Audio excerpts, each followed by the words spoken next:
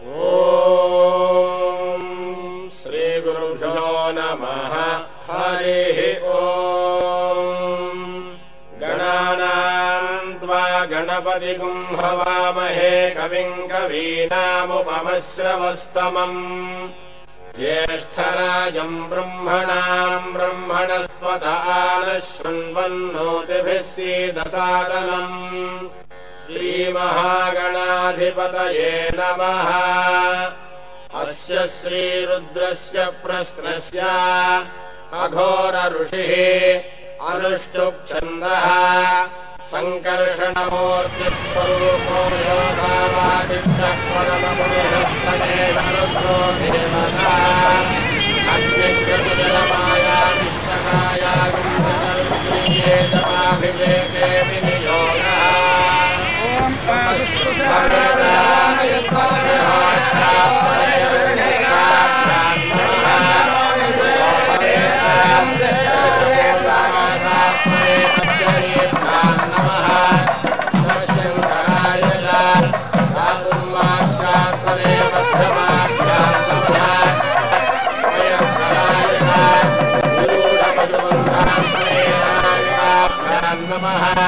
నమః శివాయ జ్యోతిష్ఠోమాత్మనే కనిష్ఠికాభ్యాం నమః.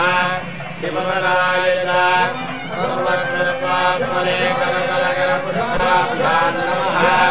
నమః శంభవే సర్వసర్వహోత్రాత్మనే హృదయాయ నమః.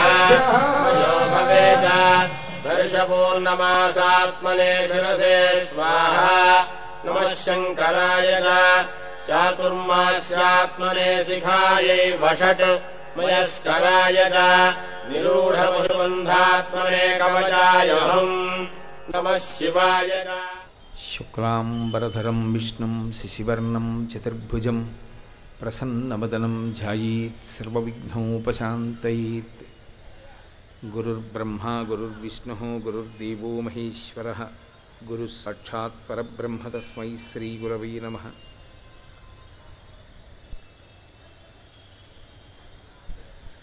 వ్యాసాయ విష్ణురూపాయ వ్యాసరూపాయ విష్ణవే నమో వై బ్రహ్మనిధయే వాసిష్ఠాయ నమో నమః.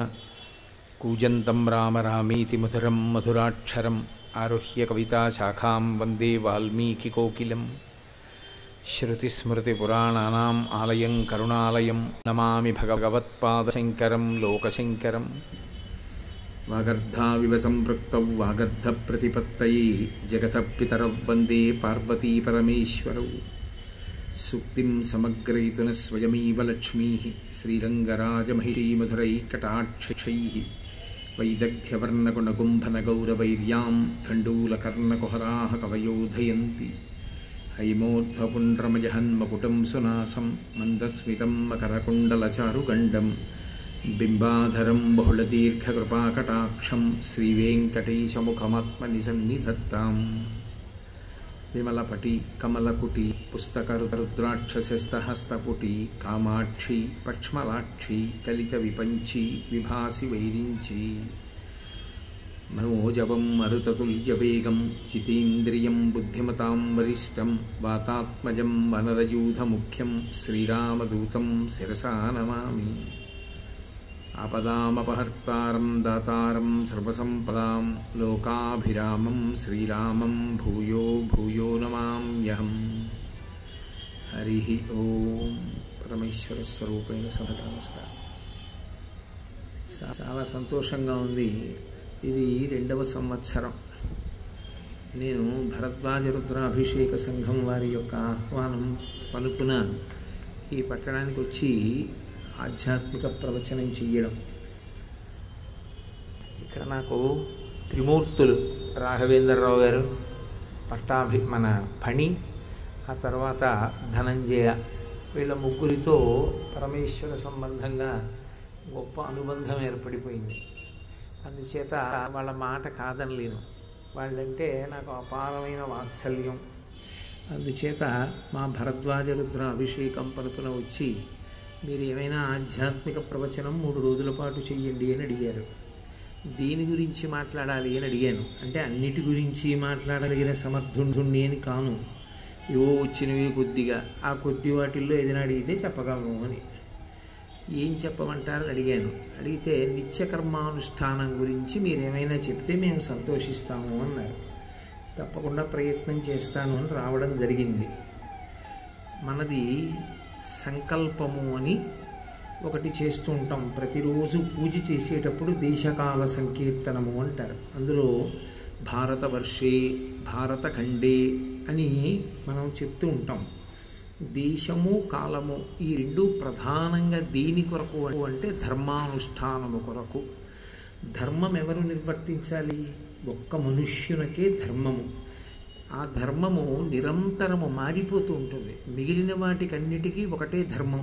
తిర్యక్కులకు, ప్రత్యేకించి పశువులకి పక్షులకి అన్నిటికీ ఒకటే ధర్మం, పశుధర్మం అంటారు. పశుధర్మో నమే ప్రీతిం అంటాడు దేవీ భాగవతంలో వ్యాస భగవానుడు. పశువులకి ధర్మం ఒకటే, ఆకలి వేస్తే తినేయడం, దాహం వేస్తే తాగడం, కామం కలిగితే సంభోగించడం, నిద్ర వస్తే పడుకోవడం, కోపం వస్తే కుమ్మడం, అంతే వాటి ధర్మం. తప్ప వాటికి ఇతర రకములైనటువంటి ధర్మము లేదు. ఇతర రకములైన ధర్మము అన్న మాటని మీరు కొంచెం జాగ్రత్తగా పరిశీలనం చెయ్యాలి. ఏ ధర్మమును అనుష్ఠించినటువంటి కారణం చేత ఇంకా మళ్ళీ శరీరములోకి రావలసినటువంటి అవసరము లేని స్థితిని పొందుతాడో అటువంటి ధర్మాచరణము చేయవలసినటువంటి స్థితి కానీ అధికారము కానీ ఇతర ప్రాణులకు కల్పింపబడలేదు. ధర్మానుష్ఠానమంతా ఎవరి కొరకు అంటే కేవలం మనుష్యుని కొరకు. మనుష్య జాతి అంతా ఎక్కడుంటుంది అంటే ఒక్క భూలోకంలోనే ఉంటారు. భూలోకానికి పైన ఊర్ధ్వలోకాలు, భూలోకానికి కింద అధోలోకాలు, మధ్యలో ఉండేటటువంటిది భూలోకం. మళ్ళీ ఈ భూలోకానికి అంతటికీ కూడా ధర్మాచరణము కానీ కర్మాచరణము కానీ యజ్ఞయాగాది క్రతువులను నిర్వహించడం కానీ అధికారం ఎక్కడున్నది అంటే ఒక్క భారతవర్షే భరతఖండే జంబూద్వీపే. వేదం స్పష్టంగా మాటలు చెప్పింది.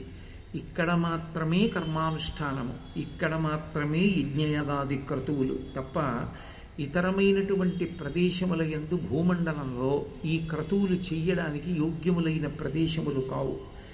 మీరు నన్ను ఒక మాట అడగచ్చు, ఈ భూమి అంతా కూడా పరమేశ్వరుని చేత సృష్టింపబడినదే కదా, అటువంటప్పుడు కొంత భాగంలో మాత్రమే యజ్ఞయాగాది క్రతువులు జరిగి భూమండలం అంతా మనుష్య జాతి ఉన్నప్పటికీ ఈ అధికారం ఇతర ప్రదేశముల యందు ఎందుకు కల్పింపబడలేదు అని నేను మీతో ఒక మాట మనవి చేస్తాను. కొద్దిగా పరిశీలనం చెయ్యండి.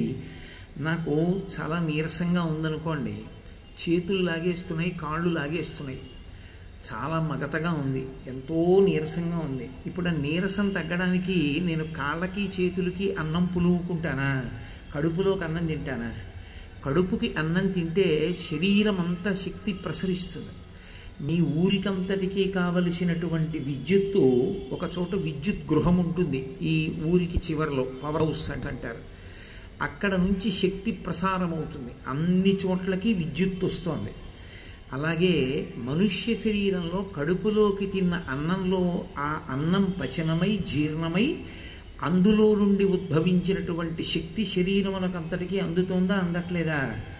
అలాగే భారతవర్షే భరతఖండే జంబూద్వీపే ఇక్కడ చేసినటువంటి కర్మానుష్ఠానం, ఇక్కడ చేసేటటువంటి యజ్ఞయాగాది క్రతువులు, ఇక్కడ చేసేటటువంటి ధర్మాచరణము వలన ప్రపంచములో ఉన్నటువంటి మనుష్య జాతి అంతా రక్షింపబడుతుంటుంది. అంత గొప్ప అధికారమియ్యబడినటువంటి ప్రాంతము భూమండలమునందు ఇదొక్కటే. మీరు చూడండి, ప్రత్యేకించి ఫ్లాట్స్లో ఉన్న వాళ్ళకి బాగా తెలుస్తుంది. ఇదేనండి నా ఫ్లాట్ ఏరియా అంటాడు. స్తంభాలు వేసి చదునుగా ఉంటుందంటే అప్పటికి ఇంకా గోడలు పెట్టరు. ఆయనే నిర్ణయించుకుంటాడు, ఇదిగో ఇక్కడ ఒక పడక గది పెట్టుకుంటాను, ఇక్కడ పూజ గది పెట్టుకుంటాను, ఇక్కడ మరుగుదొడ్డి కట్టుకుంటానంటాడు. అంతకుముందు అదంతా సమతలంగా ఒక్కలాగే ఉంది. కానీ ఆయనే గోడలు పెట్టి ఇక్కడ మరుగుదొడ్డి అన్నాడు, ఇక్కడ పూజ గది అన్నాడు, ఇక్కడ వంటగది అన్నాడు, ఇక్కడ పడక గది అన్నాడు. ఒకసారి కట్టేసిన తరువాత ఇక మరుగుదొడ్డిలో భగవత్ సంబంధమైన కార్యం ఏమైనా చేస్తామా? చెయ్యం. పడక గదిలో చేస్తామా? చెయ్యం. ఒక్క పూజ గదిలోనే చేస్తాడు. అలాగే ప్రపంచానికి అంతటికీ పూజ గది ఏది అంటే ఒక్క భరతఖండే, ఇక్కడే. అందుకే ఏది భారతవర్షము అని అడిగారు. ఏది భారతవర్షము అంటే హిమాలయ పర్వతాలకి దక్షిణాన, దక్షిణ సముద్రానికి ఉత్తరాన ఉన్నటువంటి భూభాగం ఏదో అది మాత్రమే. ఇక్కడ కృష్ణ జింకలు తిరుగుతూ ఉంటాయి అన్నారు. కృష్ణ జింక ఎక్కడ తిరుగుతూ ఉంటుందో, ఏది హిమవత్ పర్వతానికి దక్షిణాన ఉన్నదో, ఏది దక్షిణ సముద్రానికి ఉత్తరాన ఉన్నదో ఆ భూభాగము మాత్రమే ధర్మానుష్ఠానములకు యజ్ఞయాగాది క్రతువులకు యోగ్యమైన భూమి. యజ్ఞయాగాది క్రతువుల వలన ఉపయోగమేమి అని మీరు ఒక మాట అడగచ్చు. యజ్ఞము అగ్ని సంబంధము. యజ్ఞమునందు అగ్నిని వ్రేల్చి దాని ద్వారా హవిస్సులు ఇస్తారు. ఆ హవిస్సు తినడానికి దేవతలు వస్తారు. దేవతలు వచ్చి నిలబడే ప్రాంతం, కూర్చునే ప్రాంతం, ఆహారం తీసుకునేటటువంటి ప్రాంతం ఈ భూమండలమే.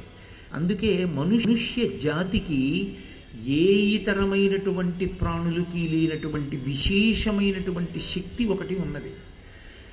దేవతలుగా ఉన్నారనుకోండి, క్షీణే పుణ్యే మర్త్యలోకం విశంతి. కొంతకాలం పుణ్యం అయిపోయిన తర్వాత ఆ దేవతలు మళ్ళీ భూమి మీద పడిపోతారు.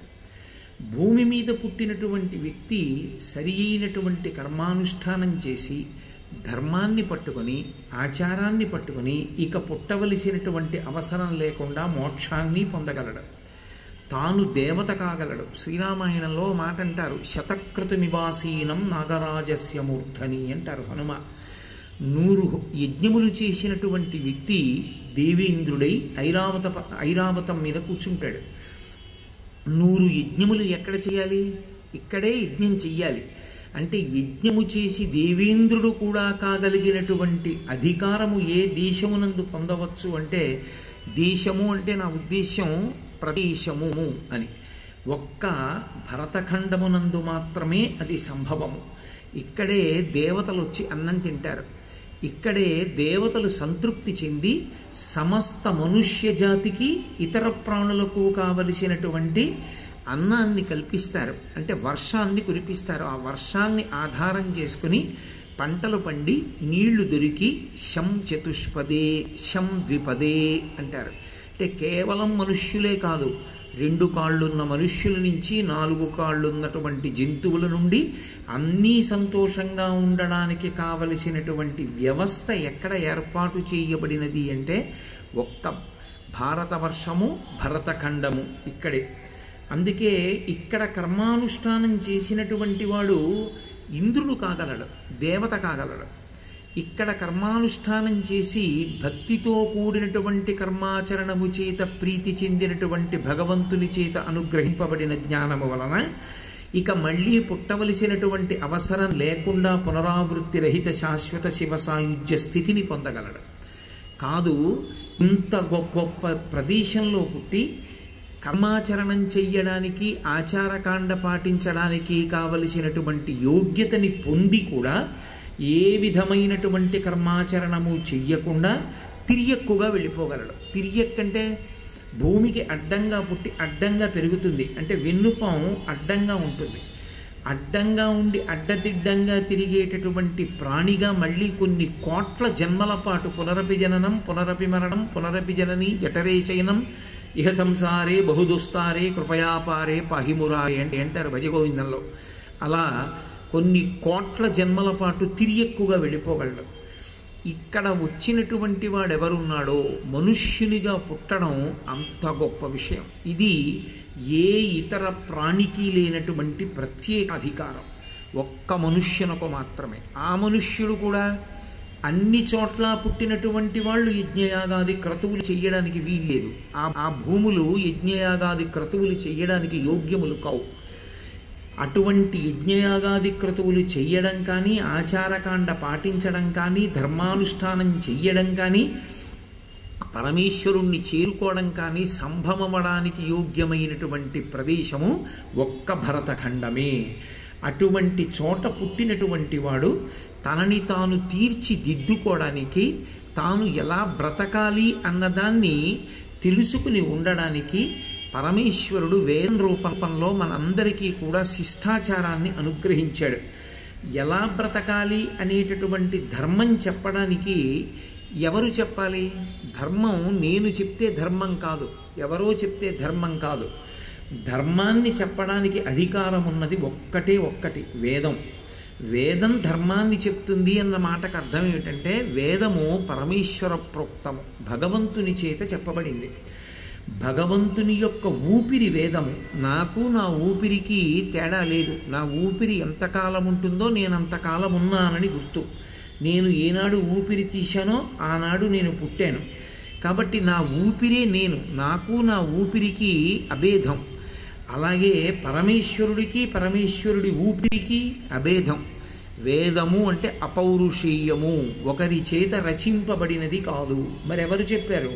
భగవంతుడు చెప్పాడు. ఎవరికి చెప్పాడు అంటే ధ్యానమునందు నిష్ఠాగరిష్ఠులై కూర్చున్నటువంటి వ్యక్తులకు పరమేశ్వర వాణి వినపడింది.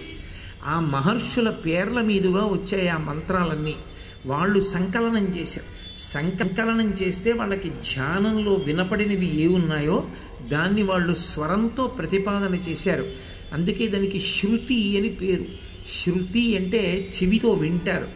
గురువుగారు కూర్చుని స్వరంతో మంత్రం చెప్తే ఆ స్వరాన్ని విని ఉదాత్త అనుదాత్త స్వరిత స్వరంతో శిష్యుడు కూడా మళ్ళీ ఆ వేదాన్ని పలుకుతాడు. ఆ వేదమే ప్రమాణము, ఆ వేదమే ధర్మమేదో చెప్పాలి, ఆ వేదమే ఆచారకాండ ఏదో చెప్పాలి. మీరు ఒక్క మాట పట్టుకోవలసి ఉంటుంది. ధర్మము అన్న మాటలో అత్యంత ప్రధానమైనది ఏది అంటే ఆచరించుట. ధర్మము అని నేను ఎప్పుడు అన్నా మీరు ఒకటి గుర్తుపెట్టుకోవాలి, ఆచరించుట. ఆచరించడానికి అసలు ముందే ఉంటుంది తెలిసికొనుట. తెలియకుండా ఆచరించడం అన్నది సంభవం కాదుగా. ఇప్పుడు నేను ఇక్కడికి వచ్చాను, ఏదో నిత్యకర్మానుష్ఠానము అన్న విషయం గురించి మాట్లాడాలి. అసలు నాకంటూ ఏమైనా తెలిస్తే కదా నేను మాట్లాడటం. ధర్మాన్ని ఆచరించడము అంటే ధర్మం గురించి ఏమైనా తెలిస్తే కదా ఆచరించడం. ధర్మం తెలియకపోతే ధర్మాన్ని ఎలా ఆచరిస్తారు? అయితే ధర్మం తెలియడం ప్రధానమా, ధర్మం ఆచరించడం ప్రధానమా అంటే ధర్మం తెలిస్తే ప్రధానం కాదు, ధర్మాచరణమే ప్రధానం. ఆచరణం అన్నది చెయ్యకుండా నాకు తెలుసండి అన్నాడు అనుకోండి, ఉపయోగం ఉండదు. నేను మీకు బాగా ఉదాహరణ చెప్పాలి అంటే అన్నం తింటే కడుపు నిండుతుందని నాకు తెలుసండి అంటే కడుపు నిండదు, అన్నం తినాలి. తింటేనే కడుపు నిండుతుంది. తింటేనే కడుపు నింపేటటువంటి అన్నంలా అనుష్ఠిస్తేనే ఫలితాన్ని ఇస్తుంది ధర్మం. అనుష్ఠించడానికి ఎలా పడితే అలా అనుష్ఠించడాన్ని వేదం అంగీకరించదు. మీరు దేశము, నేను మీతో మనవి చేశా, భారతవర్షే భరతఖండే, ఇక్కడ అనుష్ఠించాలి. అనుష్ఠించాలి అన్నప్పుడు ధర్మం ఎప్పుడూ కూడా కాలంతో ముడిపడుతుంది. ధర్మము నిరంతరము మారిపోతుంటుంది. నిరంతరము మారిపోయే ధర్మాన్ని పట్టుకుని మారనటువంటి సత్యస్వరూపుడైనటువంటి పరమేశ్వరుని యందు చేరిపోవాలి. అలా చేరిపోవాలి అంటే అనుక్షణం మారుతుంది. కాలమునందు దేశమునందు ధర్మం మారిపోతుంది. మీకు ఒక ఉదాహరణ చెప్పాలంటే ప్రాతకాలంలో ఉండేటటువంటి ధర్మం చీకటి పడిపోయిన తరువాత ఉండదు. ప్రాతకాలంలో పరమేశ్వర సంబంధమైనటువంటి విషయాన్ని అనుష్ఠించడం ధర్మం. చీకటి పడిపోయిన తర్వాత మనుష్యునకు భోగం అనుభవించడం ధర్మం. భోగము మనుష్యుడు ఎప్పుడు అనుభవించాలి అంటే సూర్యాస్తమయం అయిపోయి బాగా చీకటి పడిన తరువాత మాత్రమే భోగం అనుభవించాలి తప్ప పగటిపూట భోగానుభవం లేదు. భోగాన్ని పగటిపూట అనుభవించాడు అనుకోండి, తత్కారణము చేత రాక్షసాంశ కలిగినటువంటి పిల్లలు పుడతారు. అదే దాంపత్య సంబంధమైన భోగాన్ని చీకటి పడిన తర్వాత అనుభవించాడు అనుకోండి, పరమ ధార్మికులైనటువంటి బిడ్డలు పుడతారు. ధర్మము మారిపోతూ ఉంటుంది. ఇవాళ ఉన్న ధర్మం రేపుండదు, రేపున్న ధర్మం ఎల్లుండుండదు. నేను ఎవరి ముందు నించున్నానో వాళ్ళ బట్టి ధర్మం మారిపోతుంది. ఉదాహరణకి ఏకాదశి తిథొస్తే ఉపవాసం ధర్మం, ద్వాదశి తిథొస్తే ఎంత తొందరగా వీలైతే అంత తొందరగా పారణ చెయ్యాలంటే అన్నం తినేసేయాలి. తినేసి ఉపవాసాన్ని విరమణం చేసేయాలి. ద్వాదశి నాడు ఉపవాస విరమణం ధర్మం. అదే ద్వాదశి నాడు తండ్రి గారిది కానీ తల్లిగారిది కానీ తద్దినం వస్తే మధ్యాహ్నం వాళ్ళ దయ్యే పర్యంతము 3 గంటల వరకు భోజనం చేయకూడదు. మళ్ళీ అప్పుడు అది ధర్మం. అదే ఏ అటువంటి పితృకార్యం లేని రోజైతే ద్వాదశి నాడు తొందరగా అన్నం తినడం ధర్మం, ఏకాదశి నాడు అన్నం తినకపోవడం ధర్మం. నా తండ్రి ముందు నిలబడితే మా నాన్నగారు చెప్పింది వినడం ధర్మం. నా కొడుకు ముందు నిలబడితే నా కొడుక్కి నేను చెప్పడం ధర్మం. నా భార్య ముందు నిలబడితే అనునయంగా మాట్లాడి ఆమె మనసుని చూరగొనడం ధర్మం. నా కూతురు ముందు నిలబడితే ఆమెకి ధర్మం తెలిసేటట్టుగా మాట్లాడడం నా ధర్మం. నేను కార్యాలయానికి వెళితే ఉద్యోగిగా నా పై అధికారులను గౌరవించడం ధర్మం. నేను ఉపన్యాస వేదిక మీదకి వస్తే 10 మంది చేత గౌరవింపబడేటటువంటి రీతిలో 10 మందికి పనికొచ్చే మాట తప్ప పనికిరాని మాట ఒక్క మాట మాట్లాడకుండా ఉండడం ధర్మం. నా స్నేహితులతో కలిసి నేను మాట్లాడుకుంటున్నప్పుడు ఏదో సంతోషంగా దానికి ప్రయోజనం ఉందా లేదా సంబంధం లేదు. ఉల్లాసం కోసం స్నేహితులతో సరదాగా మాట్లాడుకోవడం ధర్మం. ధర్మము మీరు ఉన్న ప్రదేశాన్ని బట్టి మారిపోతుంది. మీరు యాత్రలో ఉన్నారనుకోండి, శరీరం చాలా ఆకలితో ఉంది, అప్పుడు మీరు ఏదో ఒక పదార్థాన్ని తీసుకోవచ్చు, దోషం లేదు. ఉపనిషత్తులో ఒక కథ ఉంది. ఒక మహానుభావుడు మంచి ఆకలితో ఉన్నాడు. ఆయన శరీరం నిలబట్టలేదు, పడిపోతోంది. ఆయన మంచి జ్ఞానం ఉన్నవాడు. ఆయన గబగబా వెళ్ళాడు. ఆవు నవ్వులుతుంటే ఆవు నోటి వెంట నురగ కారుతోంది. ఆ నురగని అక్కడ ఉన్న ఉలవల్ని తీసుకుని తినేశాడు. ఆ గోశాలను రక్షించే వ్యక్తి గబగబా వచ్చి నీళ్లు పోశాడు, తాగండి అన్నాడు. ఆయన అన్నాడు, నేను తాగనన్నాడు. ఇవి ఎందుకు తాగరు? ఆవు నోటి నురుగు తిన్నారు, ఆవు తినేటటువంటి ఆ పాత్రలో ఉన్న ఉలవలు తిన్నారు, నీళ్ళు ఎందుకు తాగరని అడిగాడు. అవి తినకపోతే నా శరీరం పడిపోతుంది, తినేశాను. ఇప్పుడు ఆ నీళ్లు తాగకపోయినా నా శరీరం పడదు, కాబట్టి తాగనన్నాడు. యాత్రాధర్మం వేరు, తన ఇంటిలో తానుంటే ధర్మం వేరు. ధర్మము అన్నది నిరంతరం మారిపోతుంటుంది. ఒక్కసారి ఉన్న ధర్మం ఇంకొకసారి ఉండదు. ప్రదోషవేళ అయితే నేను సంధ్యావందనం చేయడం ధర్మం. ప్రదోషవేళ దాటిపోయాక వచ్చి ప్రవచనం చేయడం నా ధర్మం. ఎప్పుడు ఏది చెయ్యాలో మనం కాదు నిర్ణయించేది, ఈశ్వరుడు వేదమునందు నిర్ణయించి ఉన్నాడు. దేశము కాలము ఈ రెండిటితో పెనవేసుకుని ధర్మం ఆవిష్కరింపబడుతుంది. దేశకాలములను పట్టించుకోకుండా ధర్మం ఉండదు. చాలామంది తెలియక ఒక మాట అంటుంటారు, మూఢాచారం అంటారు. తప్పు. అది మూఢాచారం కాదు. అసలు ఎంత జాగ్రత్తగానో మాట్లాడుతుంది వేదం. అవతల వ్యక్తిని తరింప చేయడానికి ఆచారకాండ వస్తుంది. మీరు ఆచరిస్తే తప్ప ధర్మమునందు నిలబడలేరు. ధర్మము అంటే ఆచరించుట. ఎలా ఆచరించాలి మీరు కాదు నిర్ణయించుకోవలసింది. నేను ఇలా చేసేస్తాను, మీ నిర్ణయంతో చేసినది ధర్మము కాదు. వేదము ఎలా చెప్పిందో అలా మీరు ప్రవర్తిస్తే ధర్మమునందు నిలబడినట్టు. అయితే మీరు నన్ను ప్రశ్న అడగచ్చు, వేదం చెప్పినట్టు నిలబడడానికి యోగ్యమైన శారీరక స్థితి మాకు లేకపోతే? తెల్లవారుజామున స్నానం చేయండి అని వేదం అంది, నాకు 104 జ్వరంతో ఉంది, అప్పుడు నేను ధర్మం తప్పినట్ట? కాదు. వేదం మీరు జాగ్రత్తగా పరిశీలిస్తే, అందుకే సార్వభౌమిక మతం అంటారంటే సర్వభూమికల యందున్న వారిని ఆదుకుంటుంది. ఎవరిని మినహాయించి పాడైపోమ్మని చెప్పదు. మౌఢ్యంతో ఏదో ఒక మాట మాట్లాడి ఇలా చేస్తే చెయ్యి లేకపోతే చావు అని మాట్లాడదు. అందరినీ ఉద్ధరిస్తుంది. ప్రతి వాళ్ళు వాళ్ళ స్థాయిని బట్టి ఎలా ఆచరించి తరించవచ్చో ఆ మార్గాన్ని చూపిస్తుంది వేదం.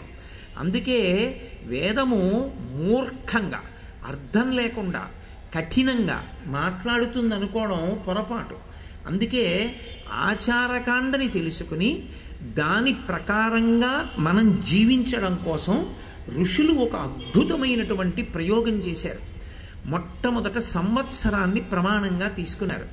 ఒక సంవత్సరాన్ని ప్రమాణంగా తీసుకుని అనుష్ఠానం పెడుతుంది. అందుకే మీరు చూడండి, ఖరనామ సంవత్సరే ఖరనామ సంవత్సరే ఖరనామ సంవత్సరే అని ఒక సంవత్సరం పాటు చెప్తాం. ఈ సంవత్సరాన్ని మళ్ళీ 2 ఆయనములుగా విభజిస్తారు. ఆయనము అంటే కదలిక. కాలము కదిలిపోతోంది. ఎలా? 2 ఆయనములుగా. కదలిక, నడక 2 కాళ్లతో నడిస్తే సరైన నడక, ఒక కాలు మీద నడిస్తే కుంటి నడక. కాలము కూడా 2 కాళ్ల మీదే నడవాలి. ఒకటి ఉత్తరాయణము, ఒకటి దక్షిణాయనము. 2 ఆయనములతో నడుస్తుంది. దక్షిణాయనమంతా కూడా మీరు అనుష్ఠించవలసినటువంటి కాలం. అందుకే దక్షిణాయనమంత పవిత్రమైన కాలము అనుష్ఠాన సంబంధంగా ఉత్తరాయణం కాదు. చాలామంది పొరపాటున ఒక మాట అనుకుంటారు, ఉత్తరాయణం గొప్పదంటుంటారు. ఉత్తరాయణం గొప్పది దేనికి అంటే పొందవలసిన మార్గాన్ని పొందడంలో అనుష్ఠానానికి సంబంధించినంత వరకు చాలా గొప్పది ఏది అంటే దక్షిణాయనమే. అందుకే మీకు గణపతి నవరాత్రులు, శారదా నవరాత్రులు, శ్రావణ మాసంలో మహాలక్ష్మి అమ్మవారి సేవలు, నోములు, వ్రతాలు అన్నీ దక్షిణాయన పుణ్యకాలంలోనే వస్తాయి. దక్షిణాయనము, ఉత్తరాయణము. మళ్ళీ ఈ దక్షిణాయన ఉత్తరాయణాల్లో ఒక మాసాన్ని ప్రమాణంగా తీసుకుంటారు. ఒక మాసాన్ని చాంద్రమానంలో చంద్రుడు ఏ నక్షత్రంతో కూడుతున్నాడన్నది ప్రమాణంగా తీసుకుని మాసాన్ని తీసుకొస్తారు. ఆ మాసాన్ని మళ్ళీ రెండుగా విభాగం చేస్తారు, శుక్లపక్షము, కృష్ణపక్షము. మళ్ళీ శుక్లపక్ష కృష్ణపక్షాలతో కూడుకునేటటువంటి మాసంలో ఒక రోజుకి తీసుకొస్తారు అనుష్ఠానాన్ని. మళ్ళీ ఒక రోజు రెండిటితో నడుస్తుంది, ఒక పగలు ఒక రాత్రి కలిపి ఒక రోజు. ఈ పగలు రాత్రిలో మీరు ప్రత్యేకంగా శారదా నవరాత్రులు, గణపతి నవరాత్రులు ఇటువంటివి చేస్తే రాత్రి అంటారు. కానీ ఒక రోజు అనుష్ఠానంలో రాత్రి శబ్దం ఉండదు.